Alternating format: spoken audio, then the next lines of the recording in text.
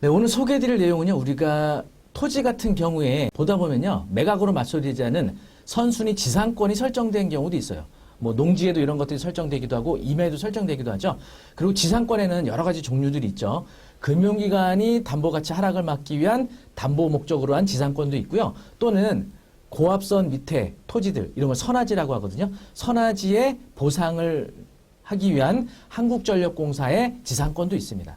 최근에 한국전력공사와 관련된 아주 의미 있는 대법원 판결이 나왔습니다. 자, 경매 투자자들 뭘 유의해서 봐야 되는지. 사실은 한전과 관련된 소송들이 정말 많이 있어 왔거든요.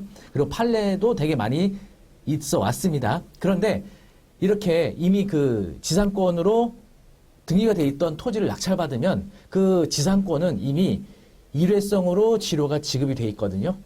그러면 낙찰받은 사람이 또다시 청구할 수 없느냐에 대해서는 그동안은 다시 청구할 수 없다. 이게 일시금으로 지급을 했기 때문에 낙찰받은 사람이 두 번 다시 이것을 청구할 방법은 없다라고 알고 있었는데, 이번에 새로 나온 대법원 판례를 통해서 이러한 것들이 깨지게 됐습니다. 자, 어떤 것들이 가능하게 됐는지 함께 알아보도록 하겠습니다. 이런 임야를 보게 되면요, 14억 8,500짜리가 5억 900까지 떨어진 강원도 홍천에 임야가 있는데요. 자, 보시는 것처럼 등기부등본을 보시면 지상권이 돼 있죠. 목적은 철탑 및 송전선의 건설과 소유. 그래서 보시면 지료 1금 397만 1,000원 정도 되죠. 자, 이렇게 한전에서 선화지라고 해서 고압선이 지나가는 토지에는 보상을 하고 지상권을 설정합니다. 그래야 나중에 소유자가 변경하더라도 이에 대해서 또다시 주장하지 못하도록 지상권을 설정하는 겁니다. 그래서 이런 토지를 낙찰받게 되면 지상권은 매각으로 소멸하지 않고요. 낙찰받은 사람이 인수하기 때문에 한전에게 추가적인 청구를 할 수 없는 겁니다. 자, 이 선화지라고 하는 곳에 그 부당이득을 청구할 수 있는 대법원 판결은요, 최초에 2006년 4월 13일 선고된 판결문에서 나왔었거든요. 보시면 한국전력공사가 송전선로가 아닌 배전선로를 타인의 토지상에 설치한 사안에서 한국전력공사는 토지 상공에 배전선로를 점유 사용함에 따른 구분 이상권을 사용하는 임료 상당의 부당이득 반환할 의무가 있다고 한 사례 되어 있죠. 보시면 토지 소유자가 고압전선이 설치된 토지를 농지로만 이용하여 왔다고 하더라도 그 토지 상공에 대한 구분 지상권을 사용하는 임료 상당의 손해를 입었다고 보아야 하는 것이므로 라고 되어 있죠. 그래서 손해를 본 경우에는 부당이득을 청구할 수가 있겠습니다. 그래서 이 고압선이 지나가는 선화지에 대한 보상에 대한 대법원 판결이 상당히 많아요. 자, 그런데 최근에 지료가 등기된 부동산에 대해서 어떤 이슈가 있었냐면 토지 가격이 상승하지 않았냐. 그래서 지료 등기가 있던 부동산을 낙찰받은 사람이 있었는데, 이 지료 등기된 부동산을 낙찰받은 후에 그 낙찰받은 사람이 한전을 상대로 지상권이 등기될 당시에 토지 가격보다 내가 지금 취득했던 가격은 상당한 차이가 있다. 가격이 상승했다. 따라서 기존의 지료가 너무 약했다. 토지 가격 상승분에 대한 지료를 추가적으로 지급해달라. 예, 바로 이러한 소송을 제기했던 건데, 울산 2021 가단 101863 1심 판결이거든요. 자, 보시면 지상권 설정 계약서를 한전과 원래 그 지상권 설정 당시 토지 소유자가 했던 겁니다. 지상권에 대한 지료는 6천만 원가량으로 설정을 한 겁니다. 그리고 여기 특이하게 보시면 지상권 존속기간 중 지료를 증액하지 아니한다 라고 계약서만 쓰고 이 내용은 등기하지 않은 겁니다. 이 지료를 증액하지 않기로 하는 것을 등기하지 않고 계약서로만 썼던 겁니다. 그래서 낙찰받은 이 원고 측에서는 지료를 증액하지 않은 것을 등기하지 않았기 때문에 이 채권적 계약서 갖고는 나에게 대항할 수 없다. 토지 가격 상승분에 대해서 지료를 증액해 달라라고 청구했던 겁니다. 자, 그 관련해서 1심 판결에서는요, 토지의 지가 변동만이 아니라 지급된 영구사용 지료의 가치 상승도 함께 고려해야 한다. 토지값도 올랐지만 아주 오래전에 지급된 그 지료도 지금 화폐 가치로 환산하면 많이 오른 거 아니냐, 이런 겁니다. 지상권 설정 계약 당시 일시불로 지급된 영구사용 지료의 현재 가치는 당시보다 크게 증가되었을 것으로 추단된다. 지상권 설정자가 영구사용 지료를 지급받은 이상 이 사건 토지의 지가나 임료가 단순 이 사건 지상권 설정 계약 당시보다 상승하였다는 사정은 특별한 사정이 없는 한 이 사건 부증의 특이하게 효력을 부인할 만한 사정 변경이라고 보기 어렵다. 등기하지 않았지만 이 지상권 설정 계약에 대한 효력이 유효하다. 그리고 이 특약을 부인할 만한 사정 변경이라고 볼 사안도 없다. 그래서 지료를 증액한 것을 청구하는 건 기각이다. 이렇게 1심 판결을 낸 겁니다. 자, 낙찰받았던 그 원고는 포기하지 않고 항소합니다.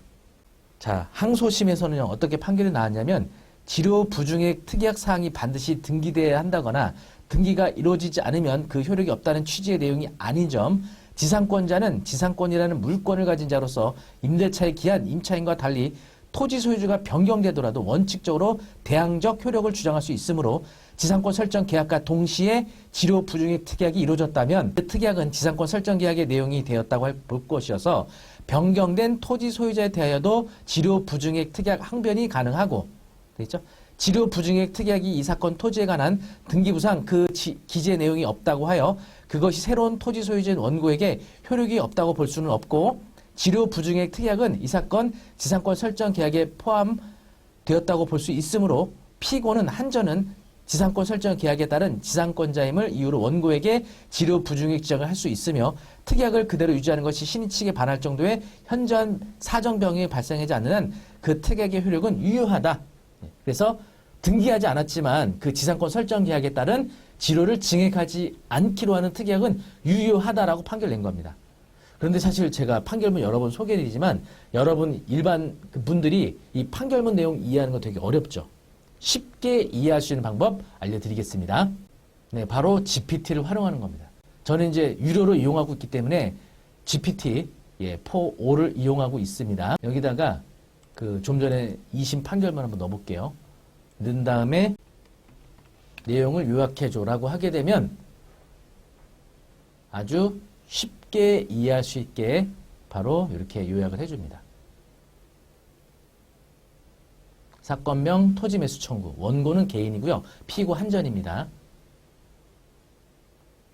주의적 청구와 예비적 청구가 있었죠. 예비적 청구 보도록 하겠습니다. 예비적 청구. 지료 증액은 기존 계약에서 지료 부증액 특약이 존재했고 이는 지상권 구성 요소로 인정된다. 해당 특약은 등기되어 있지 않더라도 지상권 계약에 포함된 이상 새로운 소유자에게도 유효하다. 되게 심플하죠. 네, 요약을 보시니까. 그래서 원고의 주의적 청구 및 예비적 청구 모두 기각. 지상권 계약의 특약 효력 유지 및 등기 기재 유무와 무관한 법률 효과 인정. 네, 아주 심플합니다. 자, 다음 대법원 판결입니다. 그래서 다시 상고했어요. 상고. 대단하시죠, 이분이.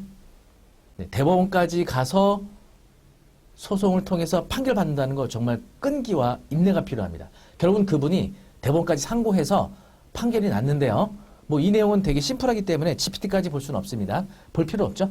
보시면 지료에 관하여 지료액 또는 그 지급 시기 등의 약정은 등기하여야만 그 뒤에 토지 소유권, 지상권을 양수한 사람 등 제3자에게 대항할 수 있고 종전 소유자와 지료를 늘리지 않는다는 특약을 맺은 경우 이를 가지고 새로운 소유자에게 대항하기 위해서는 그 등기를 하고 있어야 한다. 바로 2심을 뒤집고 파기 환송한 대법원 판결입니다. 결국은 지료를 증액하지 않겠다는 이 부증액 특약은 등기해야 제3자에게 대항할 수 있다는 겁니다. 그래서 한전에서 지상권 등기한 경우에 보시는 것처럼 지료를 증액하지 아니한다라고 등기돼 있으면 이런 거 낙찰 받아봐야 토지 가격 상승됐다 하더라도 그 지료 증액 청구를 할 수가 없어요. 그런데 어떤 토지들 보면요, 이렇게 지상권이 설정돼 있는데 200만 9천 원으로 지급하는 지료인데 여기 무상이라고 써 있는 건 하시면 안 됩니다. 이거는 낙찰받은 사람에게도 대항이 되는 거니까 이렇게 무상이라고 써 있는 거 말고 지료금이 써 있는데 증액하지 않기로 하는 특약이 등기되어 있지 않은 이런 토지들이 대상이 되겠죠. 낙찰받으면 한전을 상대로 토지 가격 상승에 따른 증액 청구도 가능할 수도 있다라는 겁니다. 네, 물론 뭐 이 대법원 판례에 따라 이런 걸 잘 찾아서 한전에 청구해 볼 수는 있지만 반드시 그렇다고 또 단정 지을 수 있는 건 아니고요. 계산 방식이 있습니다. 토지 가격 상승에 따른 이 지료 청구에 대한 계산 방식이 있어요. 요거를 잘 검토하셔야 됩니다. 그래서 내가 낙찰받은 금액으로 토지 가격 상승에 따라 과거에 지급한 금액보다 얼마나 늘어난 금액을 청구할 수 있는지 요걸 좀 여러분이 따로 공부도 하셔야 됩니다. 제가 나중에 기회가 되면 요 계산 방식도 한번 연구해서 알려드리도록 하겠습니다. 어쨌든 오늘 한전에서 사실은 이 한전이 그동안 그 적자가 상당히 많이 누적이 되고 있죠. 그런데 작년에는요, 흑자로 전환됐다고는 합니다. 하지만 누적 적자가 좀 많은데 이런 대법원 판결로 인해서 적자가 더 늘어나게 되면 결국 우리들의 세금으로 충당이 되는 거라 좀 안타깝기도 한데 어쨌든 여러분들이 경공매 물건들 중에서 이렇게 한전에서 선화지 부지에 대해서 지상권 설정했다 하더라도 이 부증액 특약이 돼 있으면 사실 의미가 없고요. 부증액 특약이 없다면 해볼 만하다.